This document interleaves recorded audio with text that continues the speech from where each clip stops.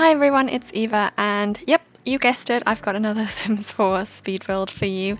And today I'm building a converted lighthouse home, which is something I've been wanting to do for a long time because I saw some really cool real life homes like that.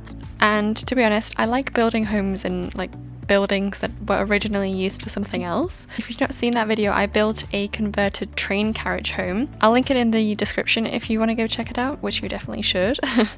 So yeah, this time it's a converted lighthouse right by the sea, obviously in Windenburg, which I think is the perfect neighborhood for this. So I started off by building stairs in the hill, which is quite a bit of effort, but I think it looks really cool and very natural.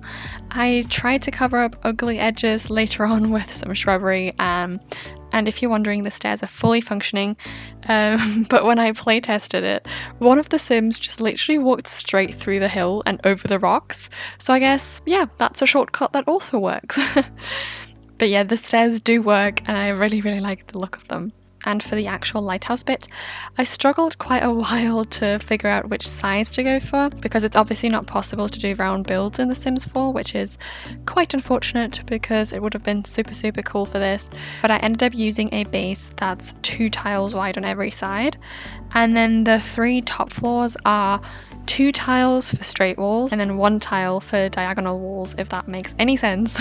But I also added a fence on the top level that is the same size as the bottom floor, you know, from which you can enjoy the view with your Sims. But the build is very small. I guess it's like the smallest build I've done so far.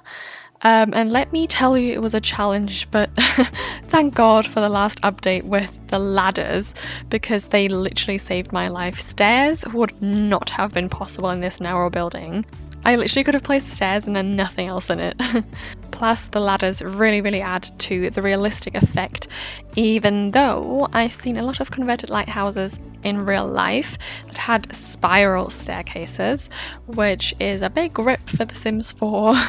I'm still hoping one day that they'll be added to the game. I mean, they were in The Sims 3, how hard can it be? Anyway, this converted lighthouse has room for either 1 or 2 people. I imagine like a young couple to live there before they have kids, if they ever want any. But yeah, I think this would be a nightmare to live in at an old age, with all them ladders, you know? But yeah, move in whoever you want, but it only has 1 bedroom. Funny story actually, so the ground floor is the biggest, right? So I should have logically done the bedroom on the ground floor because the beds don't fit in 2x1 rooms. But clever as I am, I went for a bathroom and noticed way too late that beds don't fit on the upper floors.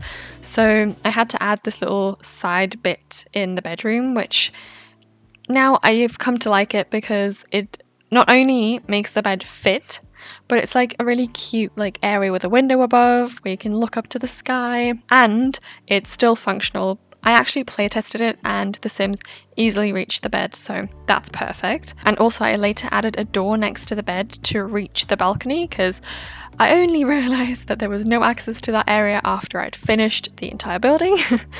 Another super smart moment of mine, but yeah, it's still fully functioning even with that door and the bed right next to each other. I also really enjoyed cluttering up the entire building because I wanted it to feel super homely and cozy, and there's not a single room that doesn't have lots of clutter in it. So let me know in the comments if you agree and you get this homely vibe from it too, or what you think of this build in general. I'd really like to hear your opinions. I can't really decide which one is my favourite room in this lighthouse. I'm torn between the bedroom and the top floor because of the lovely lighting. I actually filmed the final tour of this build at sunset, so the sun shines in so beautifully. So definitely don't miss that right after the speed build. And if you're enjoying this video and would like to see more speed builds like this, please give this video a thumbs up and consider subscribing to my channel if you haven't already, so you don't miss out on any of my new projects. months. Plus we're really close to 300 subscribers, which feels like it came super quickly, and I am so stoked to hit that goal because, like I said before we hit 200 subs, I never even imagined so many of you guys actually like wanting to see my buildings. So I'm really grateful to everybody who's subscribing. So the landscaping outside was quite a pain because the stupid grass and plants I used would constantly float. Even though I used this little trick with the floor tiles that I've introduced and explained to you guys in some of my videos before, where you basically place floor tiles on the height of the terrain where you want to place your plants, and then you place them and afterwards delete the floor and the terrain goes back to normal and it looks really natural, as if the plants or rocks or whatever you're using are actually coming out of the hill. But with this, I don't know, something just didn't want to work properly and bits of it were constantly floating and it was really annoying. But don't worry, I edited those moments out so they wouldn't bore you to death.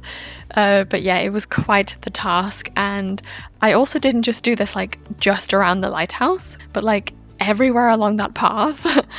But yeah, I really hope the final result is worth it and you guys like the look of it. In general, I only used debug plants from Get Together because that's the expansion that Windenburg obviously comes with, and I wanted the lot to blend in nicely with the surrounding landscape. So sadly the speed build is coming to an end soon, but that's not all there is to this video because, as you know, the entire tour of the lot is coming up, so do stick around for that. And also, just a side note on the tour, it was really hard to film the tour because obviously the build is tiny, but I believe it still gives a really good feel for the house and the cozy feel it gives off. I mean, that's literally what I wanted to achieve. So I hope you enjoy and I can't wait to see you in the next video. Bye!